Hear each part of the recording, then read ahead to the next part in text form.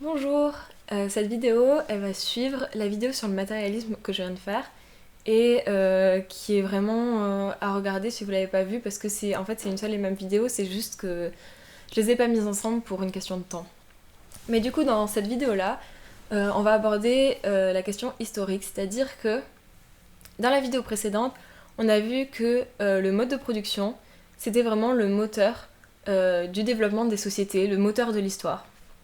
Et du coup, sur cette vidéo-là, j'avais envie de revenir un peu plus en détail sur les différents modes de production au fil de l'histoire et comment ils ont évolué. Donc, avant de commencer, je précise que selon la géographie, selon les régions du monde, il n'y a pas eu exactement les mêmes développements historiques. Et du coup, je pourrais pas revenir sur tout. Dans cette vidéo, je vais vraiment me concentrer sur les sociétés européennes, sur le développement des sociétés européennes, parce que ce sont les sociétés qui ont mené à la société actuelle, en fait, à la société capitaliste. Et vu que mon but c'est de renverser le capitalisme, c'est lui que je veux comprendre comment on en est arrivé là, pour pouvoir justement aller plus loin. Et donc voilà, je vais me concentrer là-dessus, mais après il y a plein d'autres choses intéressantes. Et surtout, il faut comprendre que l'important, c'est vraiment la méthode d'analyse en fait. Une fois que dans ce que je vais vous expliquer, si vous comprenez la logique, vous pouvez après l'attribuer pour l'analyse de toutes les sociétés en réalité. Voilà, du coup, on va commencer en revenant bien des années avant, à la préhistoire. Alors la préhistoire, c'est bien la période la plus longue de l'humanité. Donc ça a elle-même différentes périodes, etc. Et je peux pas revenir en détail sur tout, je vais essayer de faire vraiment rapidement. Donc pour commencer, on considère que l'humain s'est d'une certaine manière émancipé du règne animal à travers la transformation de son environnement. Alors on n'est pas les seuls animaux à modifier la nature, à modifier l'environnement, mais on est les seuls à aller aussi loin et avoir évolué énormément grâce à ça, que c'est en libérant nos mains qu'on a pu continuer de travailler, que notre cerveau s'est développé, qu'on a, comme je l'ai dit avant dans l'autre vidéo, qu'on a développé le langage. Et tout ça, c'est vraiment ce qui fait la spécificité de l'être humain, mais je vais pas le détailler, mais je vais mettre en barre d'infos un texte qui est vraiment passionnant sur ce sujet d'Engels qui s'appelle le rôle du travail dans la transformation du singe en l'homme. Voilà, mais du coup, on va accélérer et donc l'humain va se développer comme ça en formant des groupes puisque c'est un être social et petit à petit il va former ce qu'on appelle donc des clans avec une société qui sera relativement égalitaire malgré le fait que la production soit tout à fait primitive et du coup ne serve que les besoins directs en fait, que la nécessité, la survie. Et petit à petit, ces clans, ils vont grandir, ils vont se rejoindre les uns aux autres et ça va former des tribus. Donc c'est vraiment une accélération dans le temps que je fais, hein, mais... Et à la révolution du néolithique, les humains vont se sédentariser, ils vont développer l'agriculture et l'élevage, qui vont permettre une véritable amélioration de la production, et du coup, va créer un surplus, c'est-à-dire que c'est des biens qui n'est pas nécessaire aux besoins directs du clan ou de la tribu, et qui du coup peuvent être échangés avec d'autres peuples ou d'autres groupes contre quelque chose. Et en fait, c'est à partir de là qu'il commence à y avoir des intérêts privés, qui va se poser la question de à qui appartient ce surplus, qui va pouvoir l'échanger, qui va pouvoir avoir le bénéfice de cet échange. Et c'est un peu comme ça donc vont apparaître les classes sociales, avec les personnes qui vont s'accaparer ce surplus et les personnes qui vont devoir continuer de travailler pour survivre. De la même manière, c'est à ce moment-là qu'apparaît l'oppression des femmes. C'est-à-dire que ce surplus va se poser la question de quand on meurt, qu'est-ce qu'on en fait. Et du coup, la question de l'héritage. Sauf que pour pouvoir avoir un héritage, il faut savoir qui sont ses enfants, qui sont ceux des autres enfants. Et du coup, se développe la monogamie, le couple, la famille, et du coup la femme qui doit être vraiment asservie à la reproduction et la filiation. C'est vraiment une longue question, donc à nouveau ça, je pense que j'en ferai carrément une autre vidéo. Mais voilà, à cette période aussi, du coup, avec le développement des classes, apparaît l'État. L'État, grossièrement, c'est un outil des classes dominantes pour maintenir la société telle qu'elle est, maintenir leur pouvoir. Et en fait, ça a du sens, puisque quand on y pense, bah forcément, c'est ceux qui ont le surplus, qui peuvent se permettre d'entretenir une armée, d'entretenir tout un système qui permettra d'appuyer leur domination. Et donc c'est cette période, c'est ce qu'on appelle l'Antiquité. On entre en fait là dans l'Antiquité. Les tribus, ça devient des villes, ça devient même des pays vraiment centralisés qui vont chercher, par exemple la société gréco-romaine qui est vraiment symbolique de cette période, va chercher à s'étendre par les guerres. Et à travers ces guerres, elle va faire des prisonniers de guerre qui vont servir à être vendus comme esclaves. Et cet esclavage, ça va être le nouveau pilier du mode de production antique. C'est-à-dire que, comme il y a énormément de prisonniers de guerre, on peut acheter de nombreux esclaves pour pas cher afin de cultiver des grands espaces terriens, ce qu'on appelait des latifundia. Et donc à l'Antiquité, les deux grandes classes principales, c'est les citoyens libres qui vont posséder les terrains, qui vont posséder les villas, et les esclaves qui vont juste travailler pour eux. Mais, on va accélérer dans le temps, petit à petit, ces guerres vont commencer à s'essouffler, en fait, l'expansion des sociétés antiques va commencer à s'essouffler, du coup, les prisonniers de guerre vont se faire de plus en plus rares, et ce qui signifie que les esclaves vont devenir plus chers, et l'esclavage en soi va devenir beaucoup moins rentable. Puisque l'esclavage, ça repose sur le fait justement, comme on l'a dit, que ce soit massif et pas cher, puisque les esclaves travaillent mal, puisqu'ils travaillent dans des mauvaises conditions, ils travaillent pas pour eux-mêmes, ils peuvent être maltraités, ou même s'ils sont pas maltraités, leurs conditions sont horribles, ils prennent pas soin de leurs outils, etc. Ils s'appliquent pas. Du coup, c'est utile pour faire des grands travaux simples. Et en plus, quand ça meurt, il faut en racheter un nouveau, et du coup, si ça coûte cher, ça vaut vraiment plus le coup.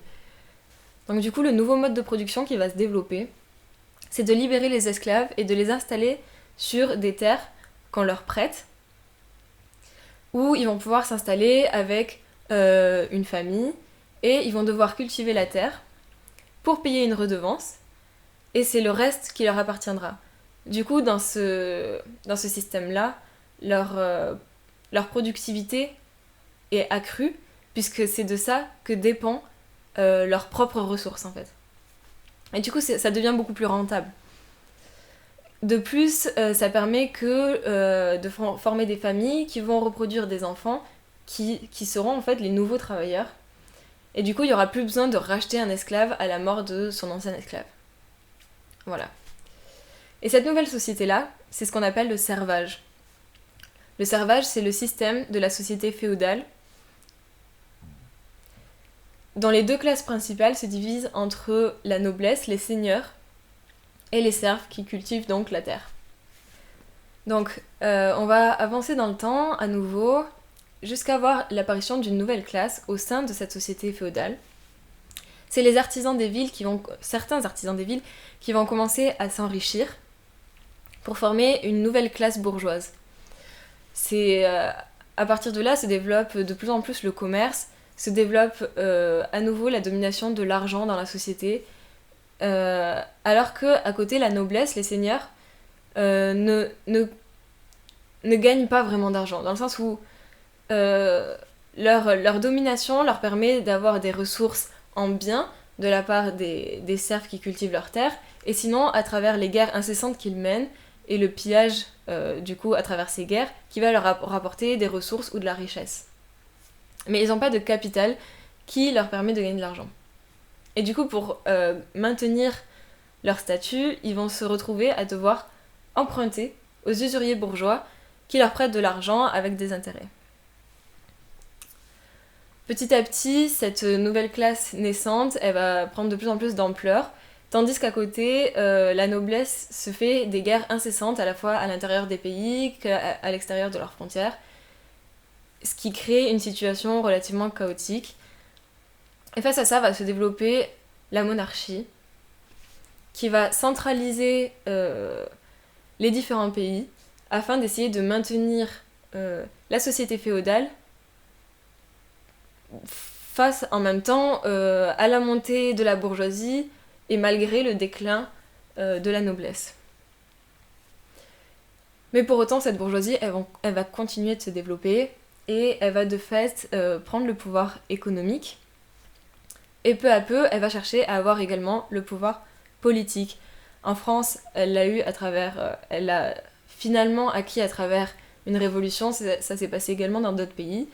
Mais parfois, la bourgeoisie et la noblesse ont coexisté pendant longtemps, même si dans tous les cas, la bourgeoisie a fini par avoir le pouvoir politique en fait. Même si dans des pays comme par exemple l'Espagne ou l'Angleterre, où on voit encore des traces de la monarchie, c'est très clair que le vrai pouvoir économique et politique est aux mains de la classe bourgeoise. Cette classe bourgeoise, elle va s'enrichir, comme je l'ai dit, à travers le commerce, mais également à travers l'expropriation des biens communaux, les terres communales, les forêts, par exemple les fours même dans les villages qui étaient communs, mais aussi à travers la colonisation. Et avec tout ce capital qu'elle va accumuler, ça va lui permettre d'investir dans de nouveaux moyens de production, c'est-à-dire des grandes usines, des grosses machines, d'investir dans la science même, dans les avancées technologiques, et de pouvoir employer un grand nombre de travailleurs qui vont pouvoir travailler pour son compte dans ces usines avec ces machines.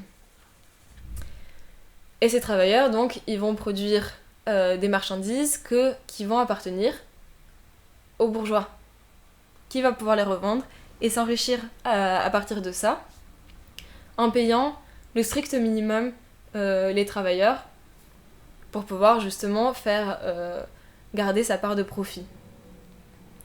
Donc là, on voit que même si tout le monde travaille à produire quelque chose, le fruit de ce travail n'appartient qu'à une seule personne ou quelques-unes, quoi.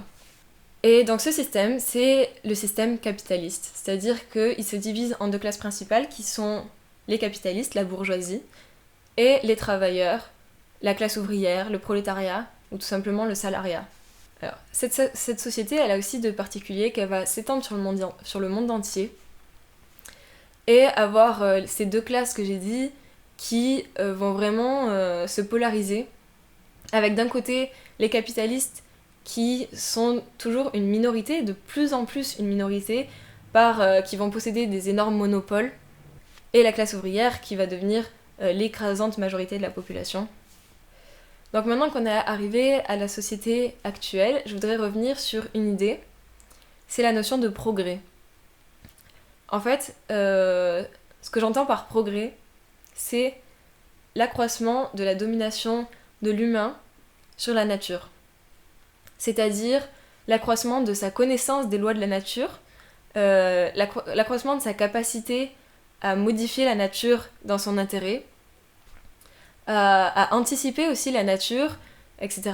Pour donner un exemple très, très basique, c'est que je considère que entre un humain qui est capable de se construire un abri pour se protéger du vent, de la pluie, du froid, du soleil, c'est un progrès par rapport à un humain qui n'est pas capable de faire ça.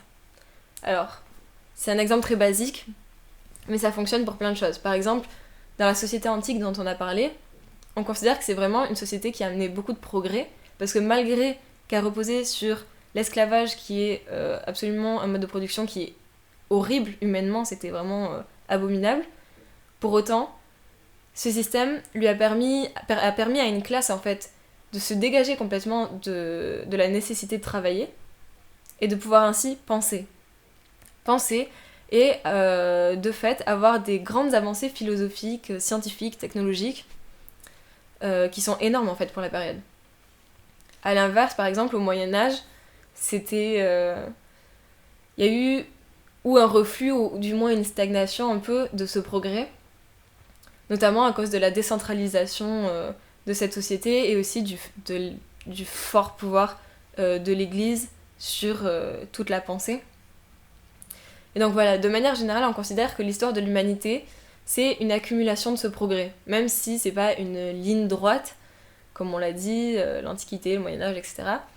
Mais c'est vraiment, pour l'humain, un accroissement de sa capacité à contrôler la nature, etc.